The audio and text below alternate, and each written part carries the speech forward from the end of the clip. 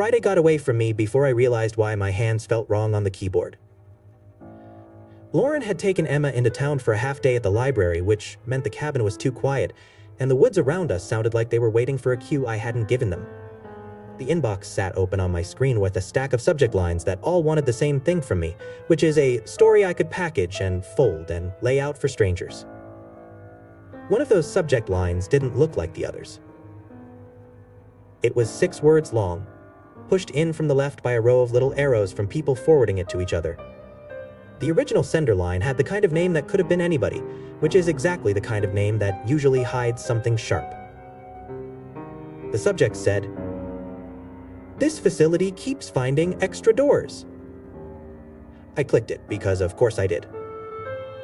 The body of the email was short, which always makes me more nervous than a wall of text. People who are really falling apart usually send you 10 paragraphs and an apology for the 11th that they didn't manage to write.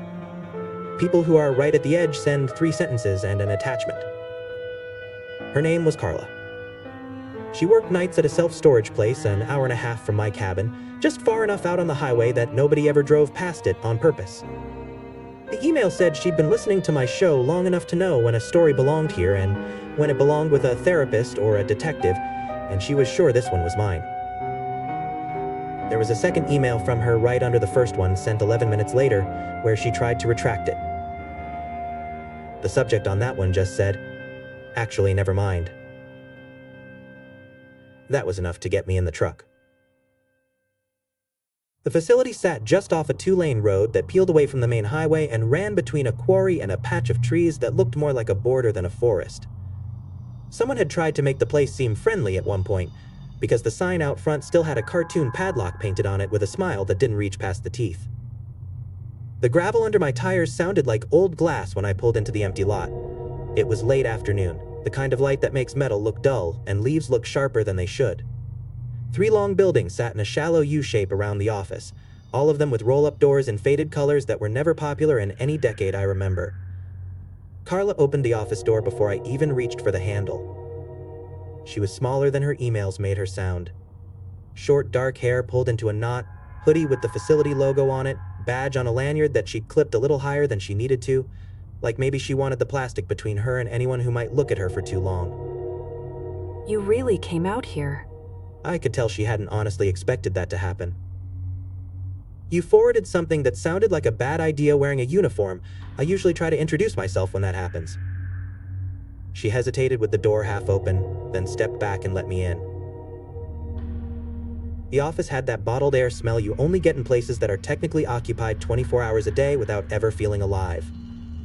There was a rack of packing tape and boxes, a little cooler humming in the corner, a wall of monitors showing camera feeds from every angle the facility had decided was worth watching. A coffee maker sat on the counter with its lid up, empty pot perched on the burner like it had been abandoned mid-rinse. A folded sleeping bag leaned against the back wall by a desk that was just big enough for a computer and a stack of forms. You actually sleep here? I nap here. Management calls it resting alertly, but they're not the ones who come out and do lock checks when a motion sensor pops at 3 in the morning. Her eyes slid toward the monitors while she talked. I followed her gaze and saw row after row of doors on the screens, all of them quiet, all of them too still in the way cameras catch stillness. Every hallway looked the same. Concrete floor, corrugated metal walls, fluorescent fixtures that didn't bother being warm. Nothing seems to be happening right now. That's what bothers me. It never happens while I'm sitting in this chair. It waits until I stand up. She showed me the incident log first, because that part was easy to explain. About 6 weeks back, the facility system had started throwing up errors during night cycles, extra units on the digital layout that didn't exist on the paper map. Doors the software insisted were open when the camera showed them shut, or the other way around. Motion in hallways that had no rental activity, no scheduled visits, no reason for anyone to be near them. She'd dutifully done her rounds those nights, flashlight in hand, keyring knocking against her hip, and every time it had ended with her standing in an empty corridor wondering if the thick quiet pressing on her ears was actually quiet, or just space where sound should already be. The first night I thought it was a glitch. The second night I thought it was my imagination. The third night I had enough nonsense written in the log that I decided I needed a third option. She pushed her chair aside and pulled a hard drive out from under the desk. It had a strip of tape on it with a date span written in marker, the ink almost worn white in the middle from people's fingers. Management only keeps 30 days on the main system. Everything older rolls off unless somebody requests preservation. I started saving copies the night the map changed, and nobody believed me. She queued up footage from the previous week and let it play with no commentary at first. We watched a fast forward of a place that never slept and never really woke up. Headlights flashed outside the fences as people arrived to drop off boxes they didn't want in their homes and didn't want to get rid of. A few day shift employees walked the rows, their movements jerky and sped up. The sun rolled across the sky in a smoothed out arc, and then the light went flat. That's the last normal night. Now watch this.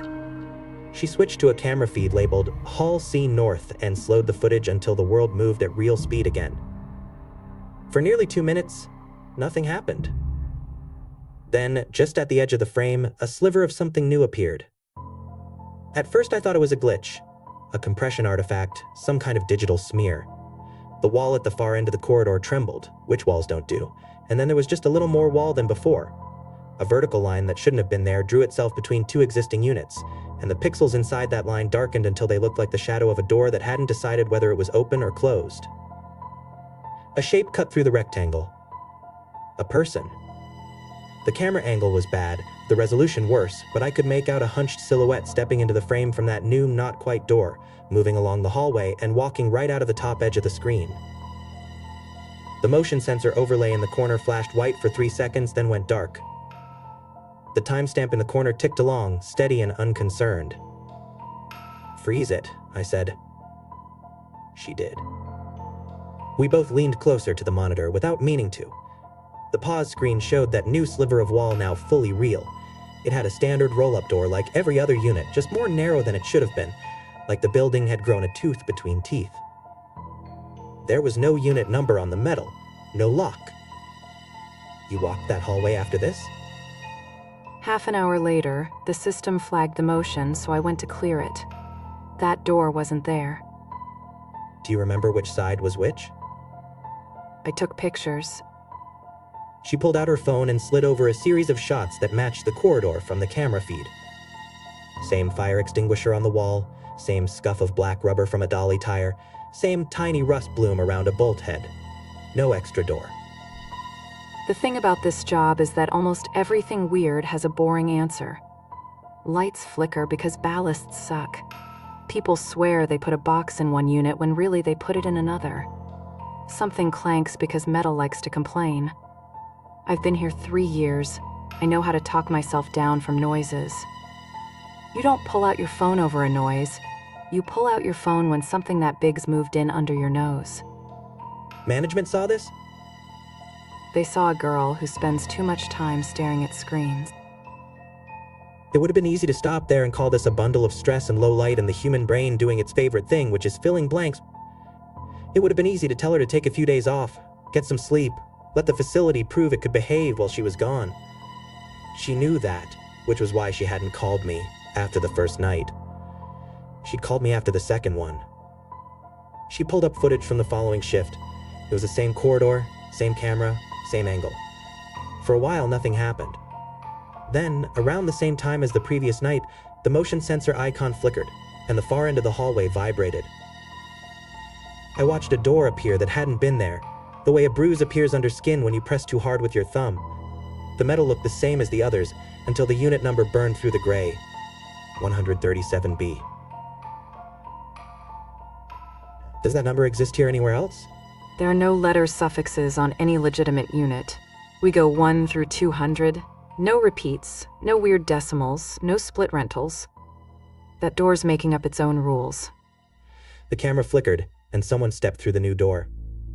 The resolution made it impossible to see their face clearly, but I saw long hair, a jacket that fell past the hips, a flashlight beam cutting ahead of them in a tight cone. That's me.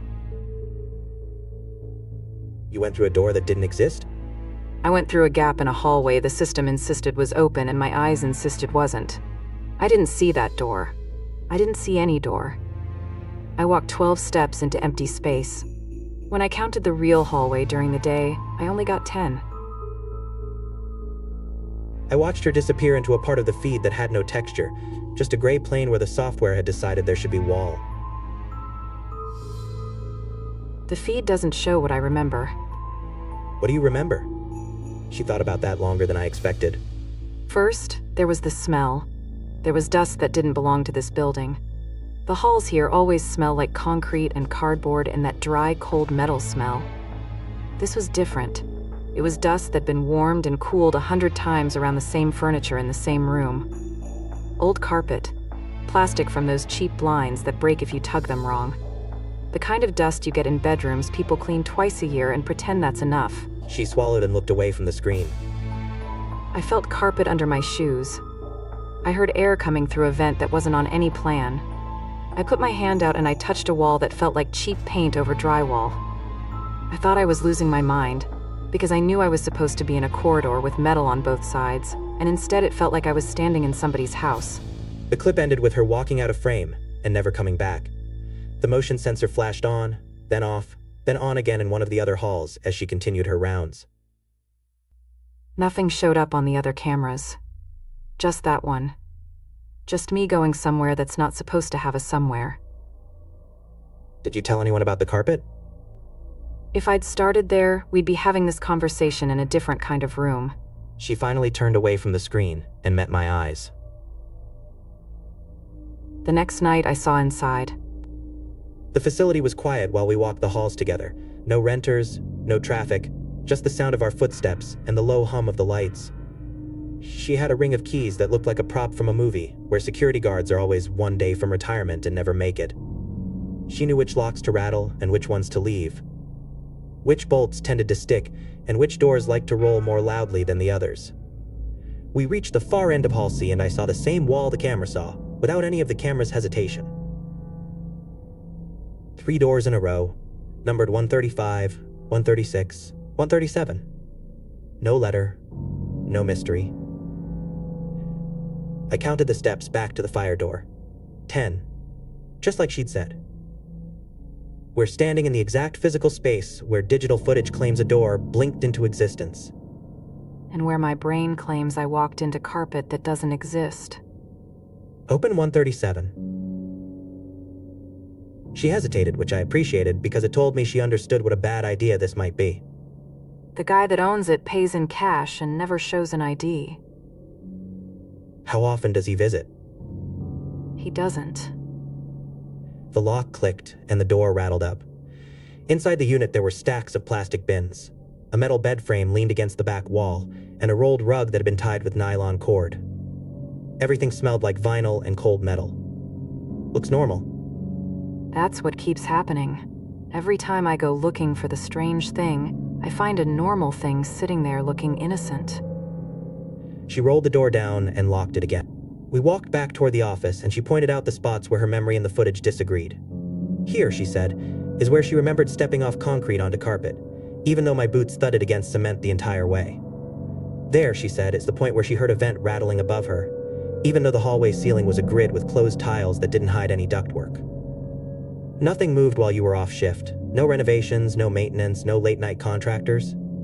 If someone had tried to cut into these walls, we'd have had alarms going off in 5 different offices. The thing about stories like this is they never have a single clean hinge. Nobody ever shows you one tape, one hallway, one impossibility, and then sits back and waits for you to solve their life. The hinges come in layers. Once you see one, you start to notice the others. Carla pulled 2 folders off the shelf behind the desk and dropped them on the counter between us. One was labeled Rental History. The other was labeled Incidents. Management thinks we've got a vandalism problem. People messing with doors, tagging things, leaving trash where they shouldn't. That's the story they want to tell.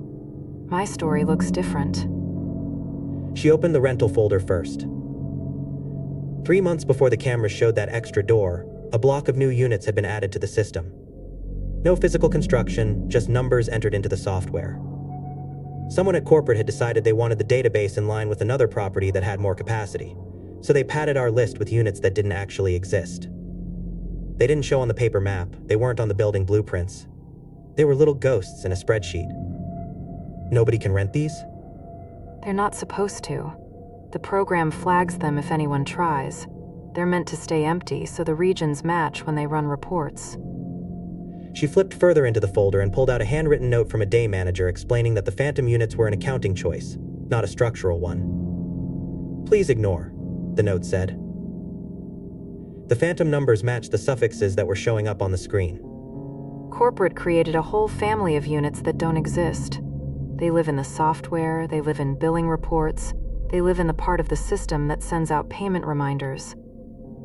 Then they told everyone to pretend those numbers were imaginary. Now the buildings started disagreeing. I opened the incident folder. The first entries were what you'd expect for a place where people store the bits of their lives that don't fit anywhere else. Noise complaints. A rattling from inside a unit where the renter swore nothing living had ever been. A smell that came and went without anyone finding the source. Someone reporting that the padlock on their door had been replaced with a different model than the one they bought themselves. Then the handwriting changed. Carla had started underlining dates. There was a cluster of entries around the time the phantom door appeared. Lights flickering in Hall C North. Motion alerts with no visible cause. A renter calling after hours to ask why the automated system had left them a voicemail about overdue payment on a unit number they didn't recognize. That one's important, she said, tapping the page. The renter in question already had a unit. They paid on time. They had a name that was common enough you could pull up 10 people in the same county who shared it. The system had called them about Unit 137B. He came in the next day with his phone in his hand. He played me the voicemail. It was our system's voice, the same script, the same cadence, except it was saying numbers I'd never told it to say. You checked his account? He didn't have any extra units, not officially. Billing showed his regular rental and nothing else. When I pulled up the phantom list, 137B had his name attached to it. Her thumb hovered over the page where she'd scribbled the name, then blacked it out with a thick marker. He told me he'd been dreaming about storage units for a week before that call. He laughed when he said it, but not the way people laugh when they're actually amused. He said he kept seeing his old bedroom packed into metal boxes and stacked 3 high. He said he kept waking up in the dark thinking he could hear a door rolling up. She'd advised him to change his password and call corporate. She'd added a note to the account and a sticky flag to the phantom unit telling the system not to call that number again. The next night, the phantom door showed on camera for the first time. Have you heard from him since? She shook her head.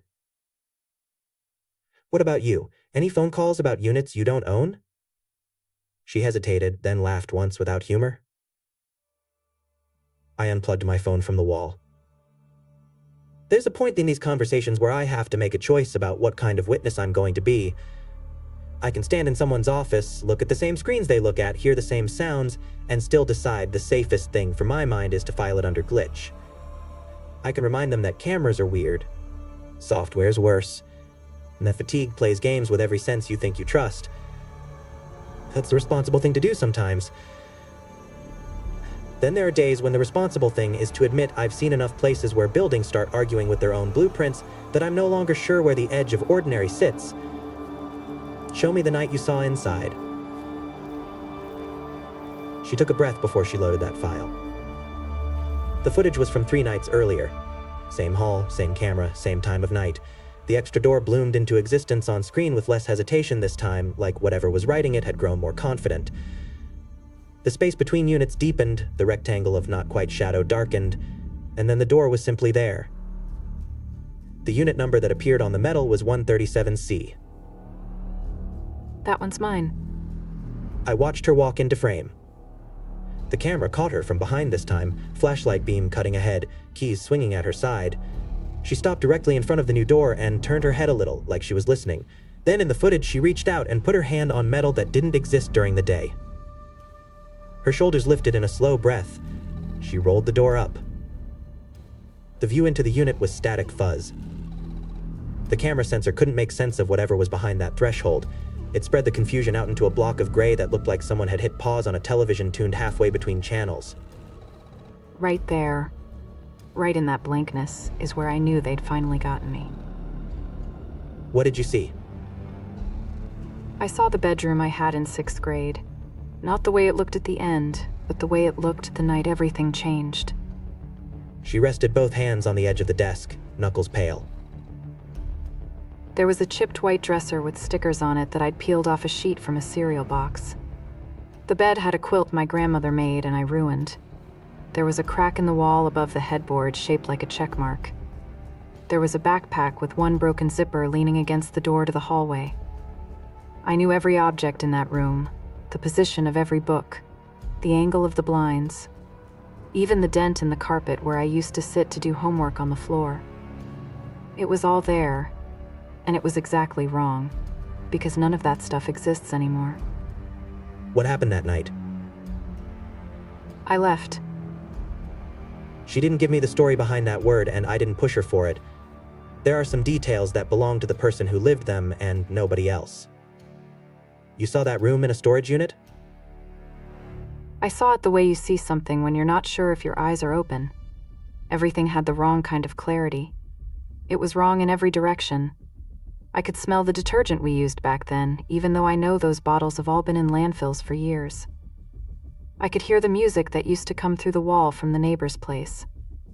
I could hear a car pulling into the driveway from a house that's 3 states away from this facility. How long did you stand there?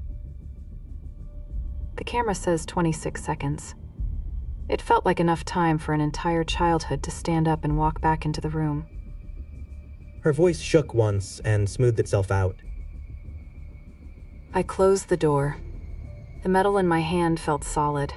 The floor under my boots felt like concrete again. I finished my rounds.